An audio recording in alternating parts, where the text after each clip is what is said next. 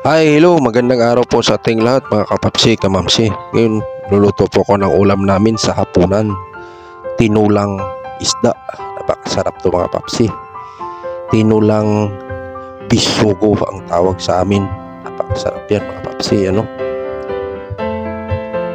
Binilang ko ng ilang piraso sa palengke. Walang humigop ng sabaw. Yan. Bisugo yan. Special na isda yan mga kapapsi. Namimitoon ang sabaw niyan. Yan.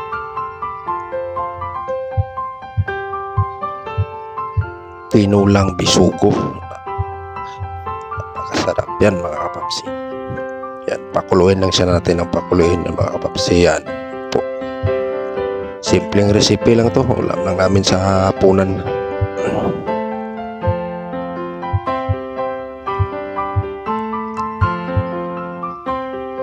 Namitoon yung sabaw mga kapapsi, oh. Lalagay tayo ng pitsay. Yung pitsay natin mga kapapsi, medyo nadurog siya kasi iba talaga ko pag maghugas ako ng pitsay, inisa-isa ko talaga yan. Yan.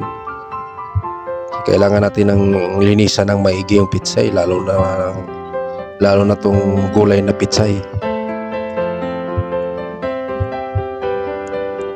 Tinulang bisugo. Yan, malapit na maluto mga kapapsi. Tapos maglalagay din tayo ng malunggay kasi pinaka-the best sa tinula talaga malunggay. Yan. Lagay tayo ng malunggay. Ready to serve na, ready to eat na rin. See you next vlog mga kapapsi, kamamsi. Thank you for watching. Bye bye.